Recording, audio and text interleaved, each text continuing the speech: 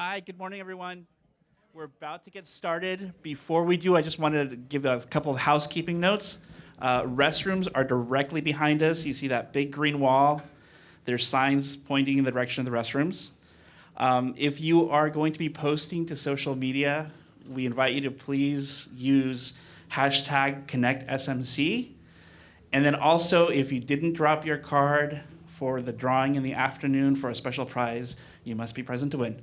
So with that, let me introduce our host for today, Marlon Evans, the CEO of GSVlabs, and please help us welcome Marlon.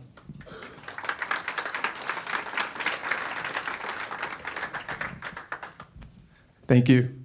Ooh, that was loud. Yes, hi. I just wanted to welcome you to GSVlabs. I'm not sure if any of you are familiar with what we do here, but we are an accelerator for over 160 startups from across the globe.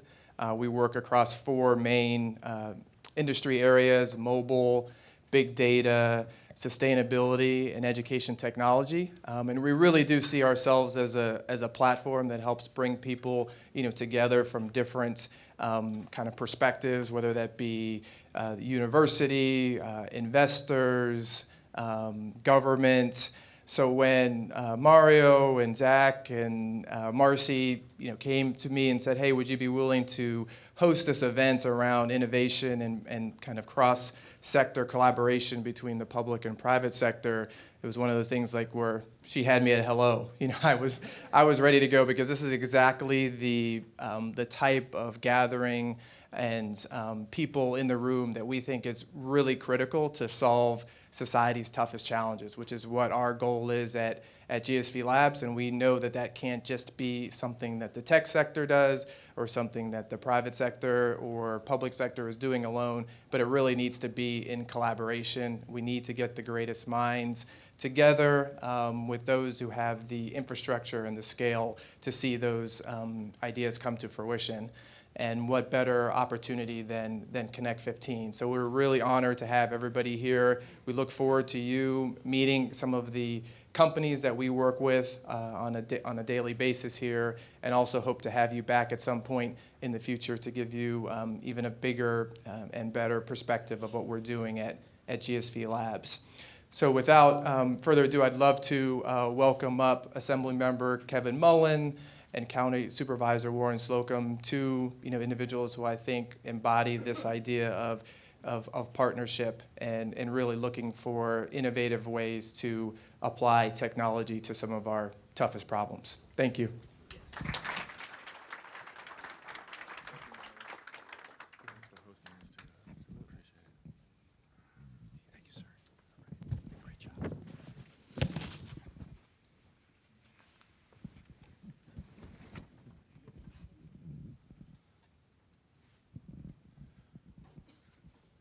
How come nobody sat in the front row? This is like school. All the good students are in the back of the room, right? All right. Well, good morning, everybody. And on behalf of Kevin Mullin and myself and the entire Connect team, we're very grateful that you're all here to Connect15, changing technology for a changing world. And thank you, Marlon, wherever you went to. For that introduction. Marlon, as was mentioned, is the CEO, the Chief Encouragement Officer for GSVlabs, and we're certainly appreciative that they agreed to host us. And so let's give it up right now for GSVlabs. I don't know if you had a chance to peer in some of the offices as you were coming in, but it's a pretty cool place, isn't it? It's pretty interesting, right here in Redwood City. And thank you all for taking time out of your schedules to be here. It's sincerely appreciated. When I came in this morning, I'm sure there'll be other people in this category that will come later, but the traffic, Kevin, was really bad. And I'm hopeful that someday you can do something about that. I'm personally proud, and I know Kevin is too, to serve in this area where the leadership of local government, our nonprofits, and the education community is so interested and engaged in using technology to better serve our constituents. And as all of you know, it's interesting as well as challenging to live in a region where innovation is king and where technologies are changing the world. I don't know if you saw the movie that just came out, Steve Jobs. How many of you saw that movie? Not too many moviegoers here. Okay. Steve Jobs, we're working, says Rob. Steve Jobs in the movie said, quote, now listen to this. This is years and years ago, but he says this in the movie. Quote, what a computer is to me is the most remarkable tool that we have ever come up with. It's the equivalent of a bicycle for our minds. Think about that. He also asked in the movie, what if the computer was a beautiful object that was something you wanted to look at and have in your home? And what if instead of it being in the right hands, it was in everybody's hands? John Scully replies in that scene, he says, we'd be talking about the most tectonic shift in the status quo ever. And I think if you think about it for just a moment, that's exactly what has happened. Steve Jobs was a pretty good movie. I liked it. You have to know that I'm a movie buff. And I try to go to the movies when they first open, and I always pride myself on seeing the latest before any of you. And so, in the past, when you were at the movies, you probably handled the call of nature the same way that I did. You just got up, tried to find a restroom, and hoped like heck that you didn't miss anything really great in the movie. But now, today, you don't ever have to worry about missing the best part of the movie thanks to a new app. There's a new app. I hope this doesn't offend anybody, but it's called RunP. RunP lets you plan your bathroom break at the movies so you don't miss anything. Now, I've got the app on my phone. How many of you have RunP on your phones? Nobody. I figured. So if you had that app and you were watching the movie Steve Jobs, it tells you that at 56 minutes into the film, or at 1 hour and 19 minutes, the dialogue at the recommended break takes place when Steve Jobs asks his director of marketing, Joanna, why haven't we ever slept together? She looks at him and she says, because we're not in love. Well, RunP says that right after that line is delivered is a great spot to find the restroom.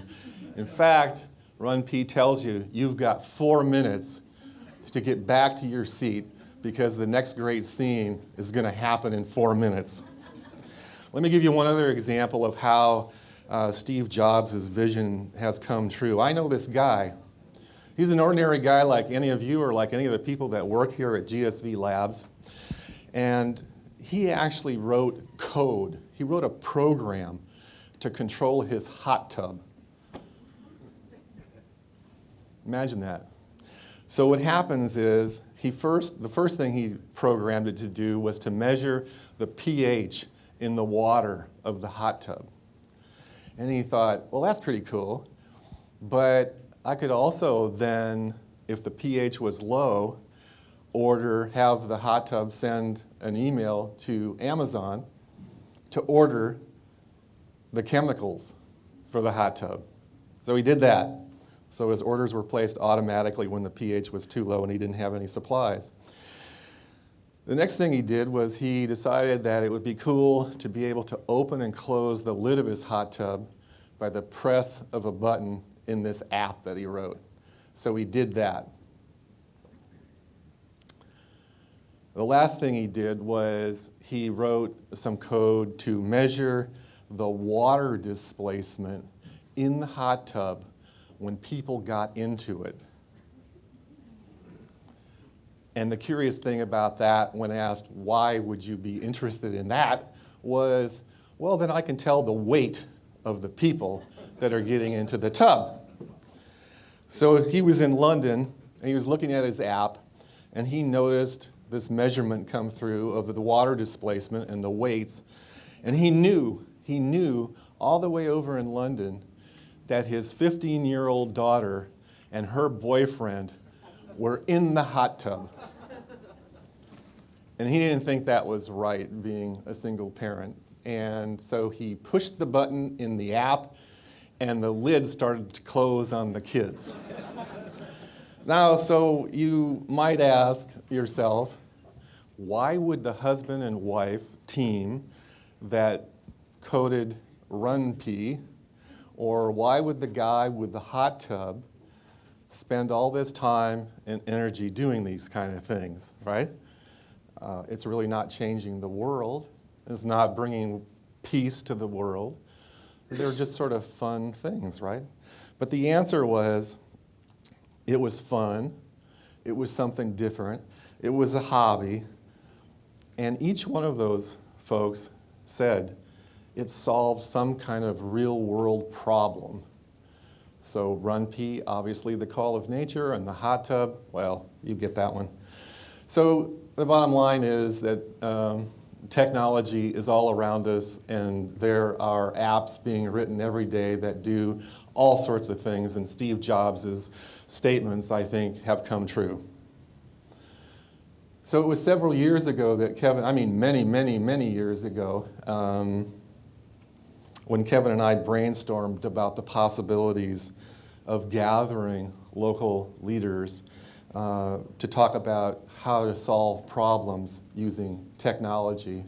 And we were especially focused on civic engagement and democracy and voting and all the things that we all care about. And so we had this vision, this dream. And at that time, when we'd have coffee, we'd just kick around these ideas. And here it is years later, and we're doing our third Connect conference.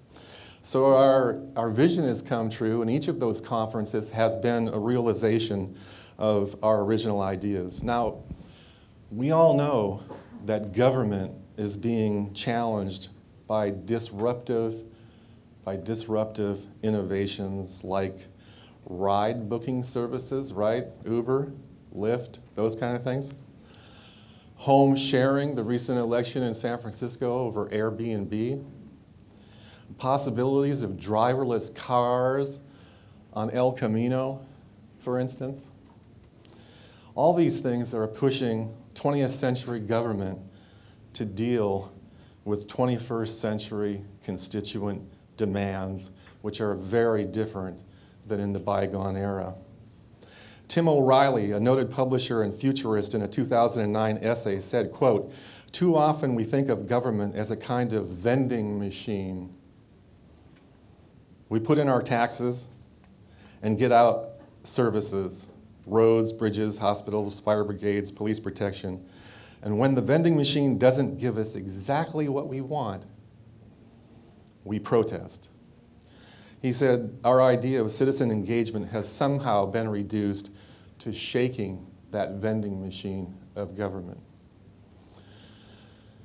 Right now, there are entrepreneurs in garages and offices just like these, and in fact, right here in Redwood City at GSVlabs, there are young people kicking and pounding and shaking that vending machine of government. They're looking how to transform government processes that are really highly regulated, slow, and designed for a bygone era.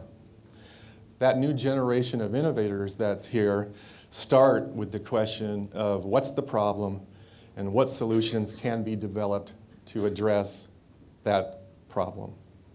They're trying to figure out how to make life better by disrupting mega agencies like the FAA and the FDA.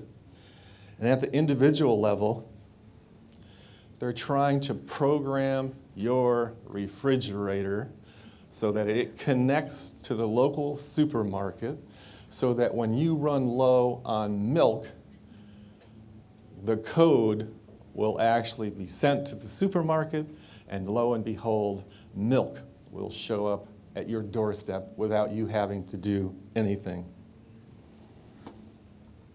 As you're going to see later, the startups that are housed here at GSVlabs are at the forefront. They're at the forefront of the next big things, right here. So I'm personally excited to be a part of Connect15, and I hope you're excited to be here, and I hope that you find this program that the Connect team has assembled interesting, educational, and perhaps even inspiring. And on behalf of Kevin, let me just thank you all once again for taking time to be here. Thank you.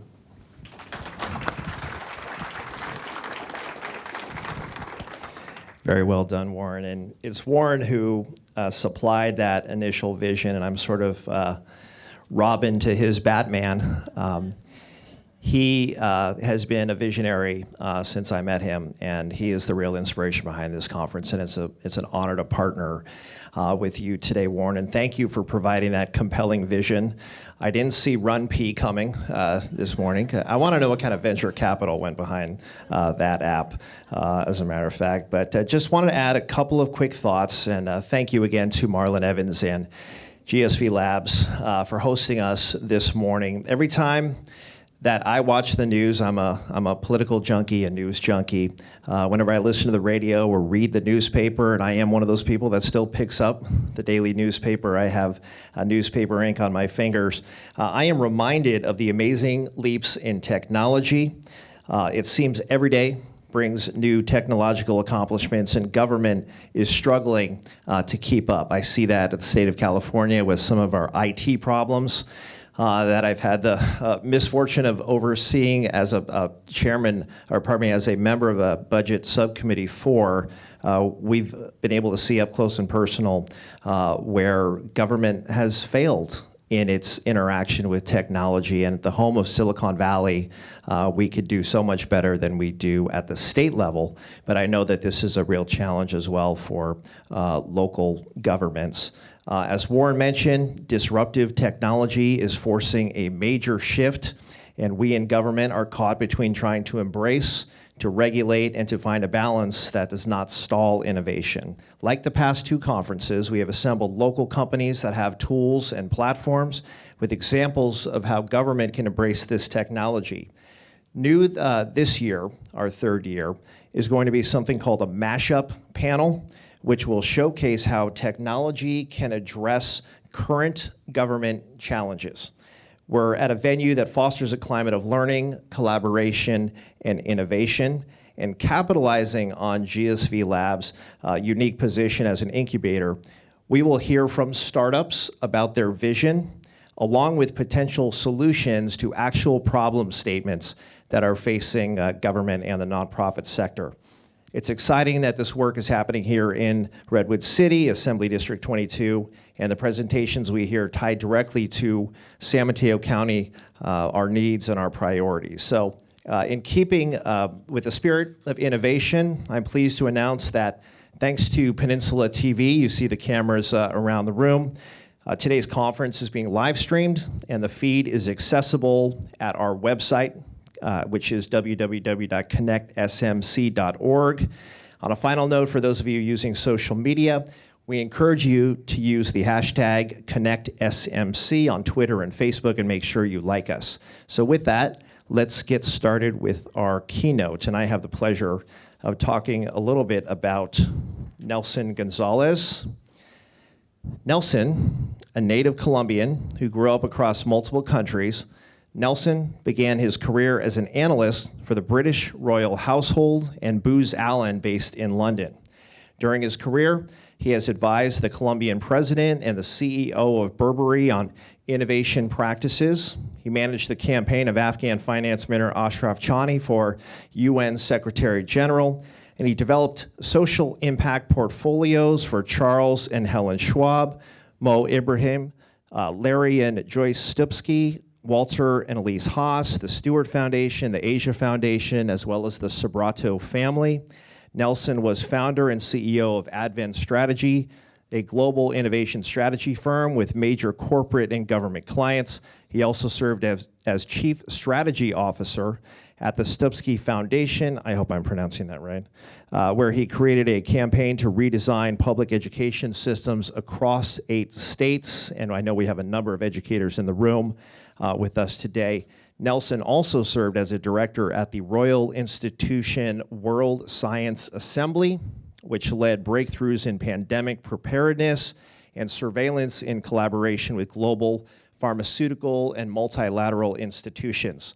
Nelson did his doctoral work at the London School of Economics and Political Science and studied at Oxford University and Amherst College, where, not surprising, he graduated with high honors. Please join me in welcoming Nelson Gonzalez. Nelson.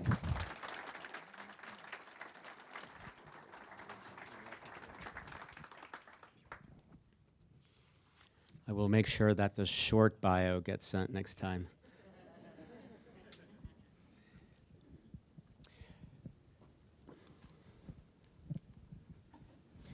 It's a real honor and privilege to be here with you because, frankly, this represents a huge homecoming for me. I created Declara with my co-founder, Ramona Pearson, because of you, because of a career with public servants trying to do incredibly difficult things with very little help, very little data, and very few tools. So I want to talk to you a little bit about how you and people like you around the world have inspired me to think about how we can use technology to innovate in the public sector.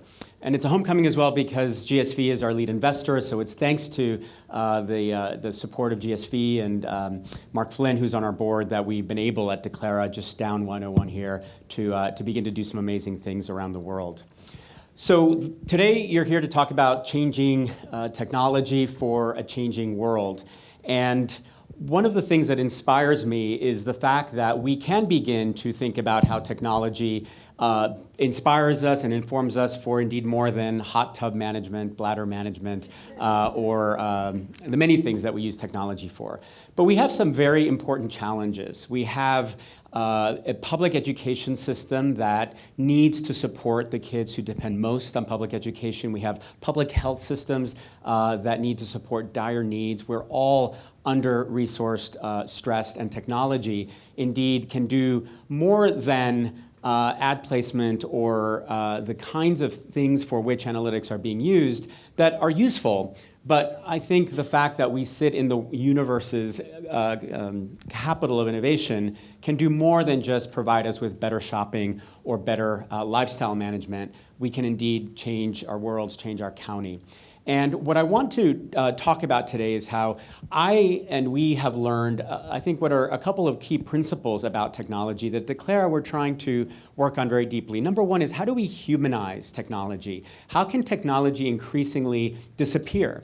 Because in fact, technology should serve the very things that we're trying to do as we become better human beings and better communities. So how do we humanize technology? And I want to talk a little bit about what we're learning through the fusion of cognitive neuroscience, cognitive psychology, learning science, and big data, semantic analysis, predictive analytics, and mobile apps. That's a mouthful, but essentially, how do we bring the human sciences together with data sciences to help you do what you're doing better here in San Mateo? And then secondly, how do we democratize this? Because if we do not have equity here in San Mateo, across the world, we're going to have to face even larger social problems than the ones we have today.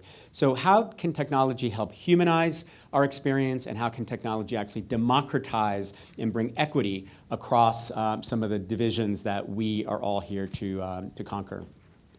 And for all of this to happen, I think one of the things that I have wrestled with a lot is, how can public servants become designers? Because indeed, all of you, and in past lives when I have served as a public servant, this has been, I think, the key calling, the key vocation, is not how do we manage a system that needs to be put to a dignified death? How do we essentially act as hospice workers? But how do we also act as midwives to new systems that are being born in front of us, new education and public health and transport and communication systems to help more than anything the most vulnerable? And so I think as we humanize and as we democratize technology, and particularly here as we have the privilege of sitting in this hotbed of innovation, how can we help you, we now technologists, entrepreneurs, help you embody, take on, and become masters at this vocation of being designers and innovators of the systems that you steward, so that you can negotiate this incredibly tough and lonely challenge that I know very few people realize you negotiate every single day, which is being both hospice workers to dying systems that need to be put to a dignified death because that's where they're going, and midwives to things that are being born that you are creating that are amorphous, embryonic, unseen, but must be nurtured and tended into their full birth. So I'd like to talk a bit about what I've learned about public servants being designers and how technology can help us grow. So why Declara? Why is this a homecoming? Why is it incredible to be in front of a group of committed public servants at the home of our lead investor at GSV? So as that all too long bio said, I've done a bunch of different things, and I've learned, I think, particularly from a couple of lessons in health and education, some things that I'd like to share with you. I spent some time at the World Health Organization thinking about pandemic preparedness and how can public health systems innovate to support the eventuality of the mutation of H1N1 in a way that allows or causes millions of people, billions of people to become sick within a few weeks, and that will require billions of vaccines for which we, until a few years ago, had no capacity to create. And so there was an incredible need to very quickly design new systems that could bridge the market failure that caused no incentives for GSK and Bayer and Genentech and others to actually do what we needed them to do because the market did not incent them to do that. Very interesting problem. And I realized that the people at WHO, the people in ministries across the world had no tools through which to think about how to negotiate this. As you saw, I worked right up the street here with Charles and Helen Schwab in San Mateo County, Santa Clara County, around homelessness, substance abuse issues, and public education for children who had learning differences. And it was fascinating, now moving to the very local level, to see exactly the same thing. That when we're talking about issues like homelessness and harm reduction and substance abuse and what to do with differences in a system that is made to, for historical reasons, put kids through exactly the same kind of learning regardless of who they are, realize the same thing, that you, and I mean now literally you, and your colleagues here in this county, were wrestling with these problems with very little tools and very little capacity to understand what was going on around you and how to innovate. I went from the Schwab Foundation to the Stupsky Foundation, where we created this incredible 8-state innovation lab network. And we asked the question, how do we redesign public education systems so that the kids who depend most on public education can have access to deep and personalized learning experiences regardless of the free and reduced lunch ratios in their school?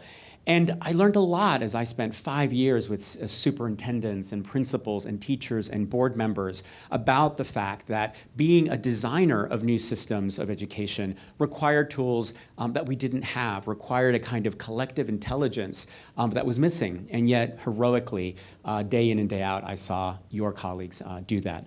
And I spent some time at the BBC World Service in London thinking about how does media impact things like human rights, and particularly massive changes in gender roles and rights around all sorts of differences, particularly in Africa and Asia. And also realized that while the media was very powerful, the public policy implications of what the media, something like the BBC, was enabling us to see. So I had the privilege of spending time with colleagues of yours around the world working on different issues and realizing that in so many ways you are empty-handed because of the fact that we in technology have spent so much time developing apps that help our lifestyles and analytics that create better shopping, but aren't actually helping us to become better human beings and better communities. And so throughout all these experiences, I'm beginning to learn, I think, a couple of meta lessons that I want to focus on today because I think they're relevant to some of the issues that you want to talk about today around recycling and reading by age 3 and some of the educational questions that you have here locally. And that is that it would be amazing to work together, and I literally mean together, and I'm saying I would love to offer myself up to be of any help that I can, and Declara is also here to serve you as a free, open platform with a team of people just down the road, hungry to have users like you helping us understand how to use big data analytics for public service innovation. And so as we offer ourselves up to you, there are a couple of things that I would love to explore together. One is, how can we use data to detect patterns? How can we use open data, big data, to begin to understand what's going on with age 3, reading at a grade level at age 3? What's going on with personalized learning and education? What's going on with the 2020 recycling goals and the many, many other initiatives that you're working on? So pattern recognition around data, seeing making visible what's invisible, seeing what's actually around us but unseen because we don't have access to that data, I think is where we can be very helpful. And then secondly, creating collective capacity, because I've learned from my work with public servants around the world that the most important thing we can be doing is helping each other continue to learn and build the collective adaptive capacity, the team capacity to continually innovate our systems. Because if we figure out how to redesign public education to scale deep and personalized learning for the kids who depend most on public education, we're only going to have to do it again in 10 or 15 or 20 years because the changes that we're living through are so rapid and so constant. And so how do we together build adaptive capacity in the collectives of our teams, of our counties, of our departments and institutions? So these two lessons, pattern detection and in talent development for collective capacity, are the things that animate so much of what I'm spending my time doing right now at Declara. And as we do this, I think that we can begin to address this digital divide that I know is on our hearts and minds. So let's get concrete. I want to give you 3 real-world examples of how all this is playing out for us at Declara and what we're learning about pattern detection and collective capacity. The first example is from Australia, where we have the privilege of working with all of the country's teachers as they implement the equivalent of Common Core. The second is from my country of birth, which is Colombia. I just flew back yesterday, actually, from Bogota, where I was doing some very cool work that I want to talk to you about. Colombia is now the most wired country in the hemisphere and considered to be one of the top 5 most innovative and business-friendly countries on the planet. Now, I'm sure that you all have different conceptions of what Colombia is about, but this is the Colombia of today. It is literally the Silicon Valley of the region, and I want to talk to you about how all of that is being used for some unbelievable work around poverty reduction. And then thirdly, I want to talk to you about what we're doing with our neighbor county and city, San Jose, around smart cities. So some very real-world examples. So let's go to Australia, and actually I'm going to, technology assisting, I want to actually go to the product and show you what all this looks like. So Australia, a very innovative country. They, because of global warming, have pretty much lost their agricultural market. And they're doing really well in mining, but if anybody's been to Perth, you know that they have about 10 years left of that. And then what? And so they realized about a decade ago that they needed to become sort of like Singapore, a human capital hub, an engine of talent development, so that Australia could be a true Asian economy and participate in the innovation of talent. And so they rightly said this has to start with our K-12 system. And so we have to redesign the curriculum and the assessments and the practices that will educate a whole generation or two of students for this new world. And so they created a new curriculum that, great for them, unfortunately for us, leaves Common Core in the dust in terms of its innovation and the rigor of that curriculum, which is great news. But if you're a 5th grade teacher of 5th grade math in Perth, it's pretty difficult to know how to use formative assessments to foster critical thinking using project-based learning with Aboriginal content, which is sort of what the new curriculum asks you to do. So they asked us to help them with that. And Declara, which is a social learning platform that uses big data and semantic analysis to personalize the learning of professionals, came in. And what we've done is brought together tens of thousands of educators, and now soon hundreds of thousands, across the entire country in a massive innovation initiative that is, to me, incredibly gratifying because it's an example of how to build adaptive collective capacity among public servants. Because what you're seeing here are, and hopefully you can see there are, as of this morning, because this is live, 728 organically created professional learning communities that are looking at all of the challenges in practice that teachers face as they implement the equivalent of the Common Core. I mean, imagine if we had this. It's kind of embarrassing to show this because we don't have the equivalent here.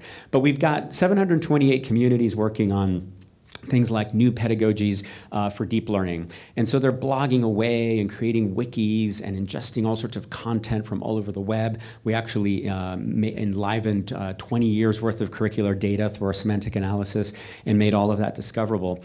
The point, though, is that we can, and to the point of making visible what's invisible, we can do pattern detection on the real-time learning of professionals. And so let's say we're a teacher in Melbourne and we want to see what's going on.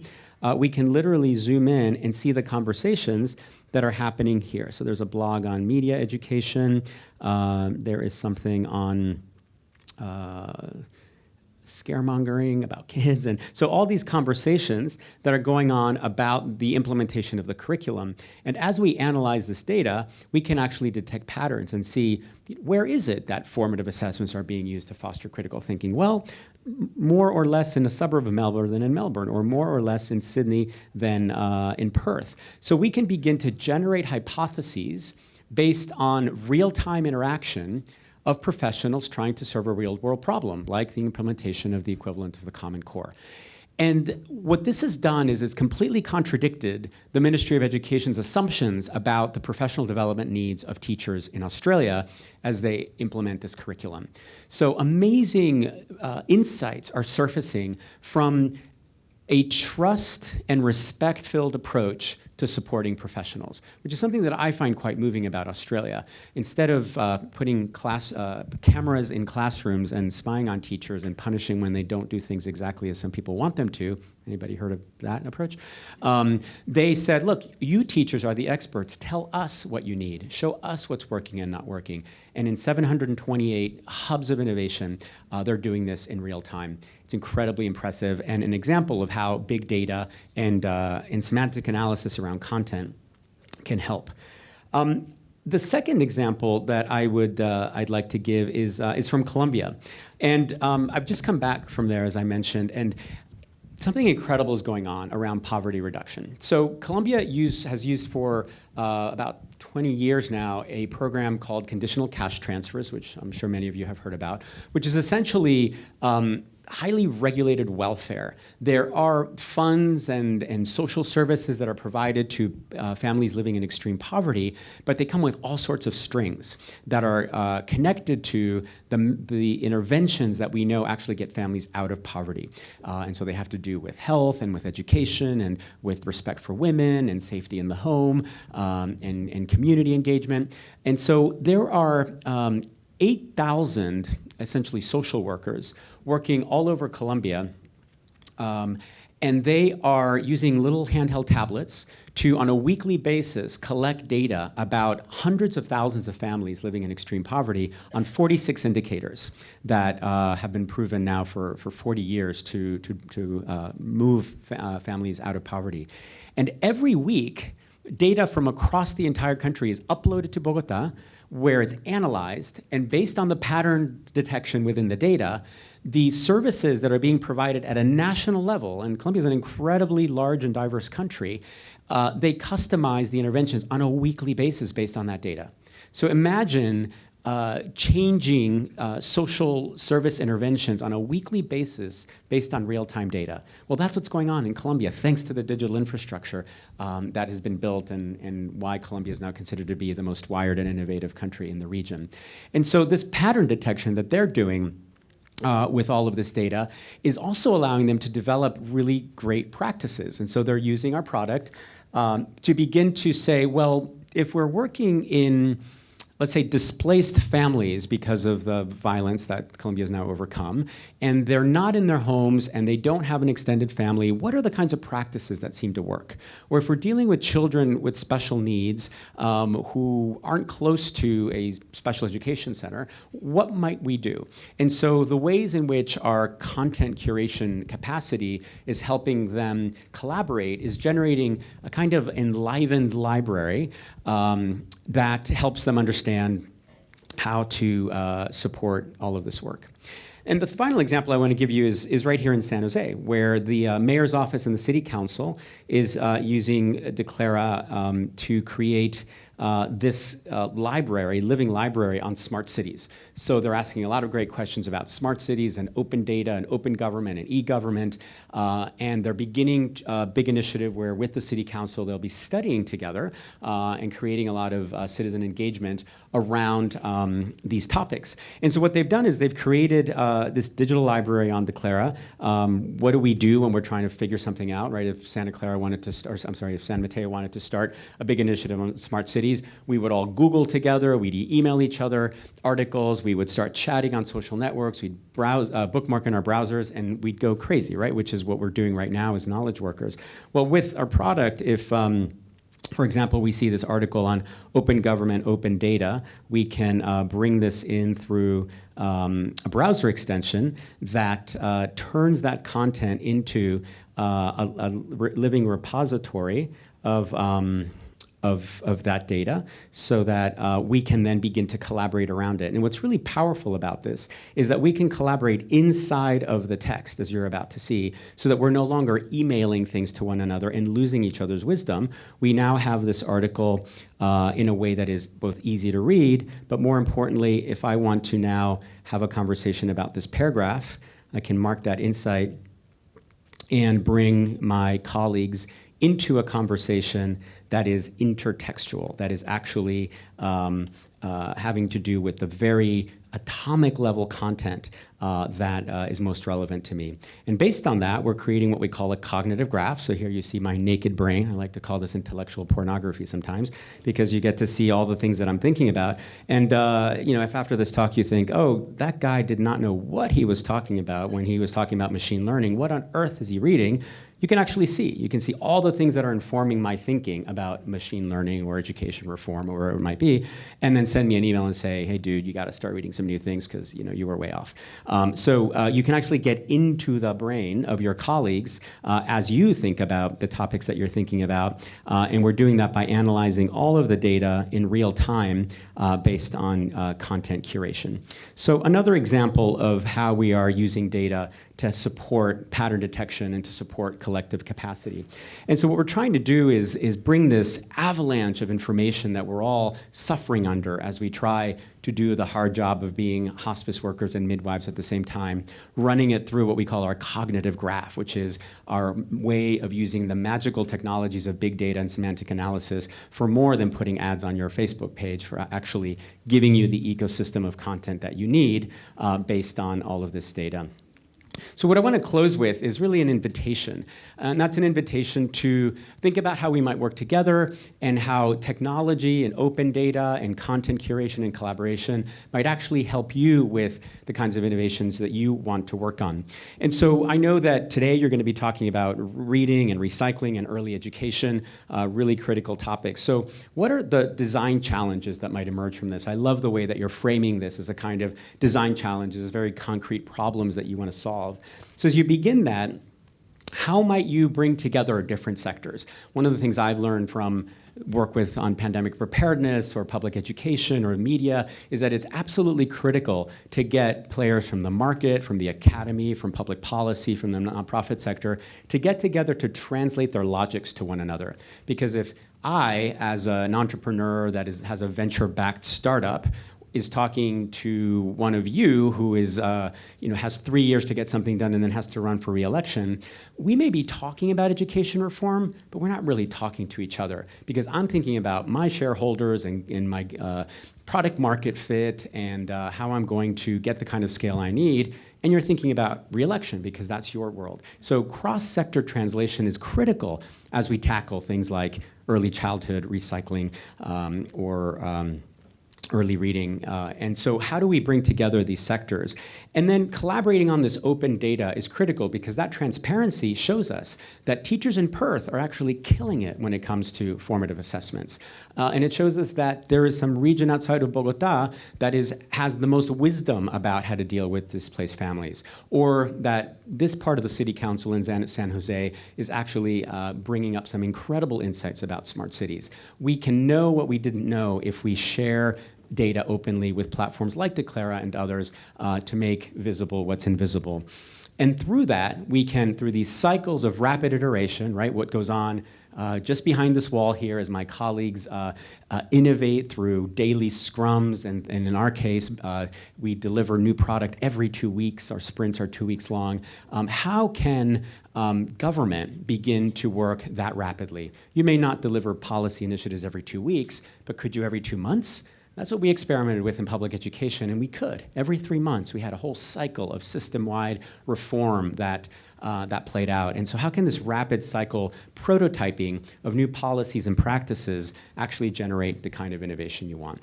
Well, I've seen it all around the world, and I know that sitting right here at the hub of Silicon Valley, you too can think about pattern recognition and about collective adaptive capacity. And so I'm incredibly proud to be able to share what we're doing. I hope that we can collaborate. Please feel free to reach out to me if I or we can do anything at all to support you as you continue to negotiate your roles as both hospice workers and midwives here in our beautiful community. Thank you so much.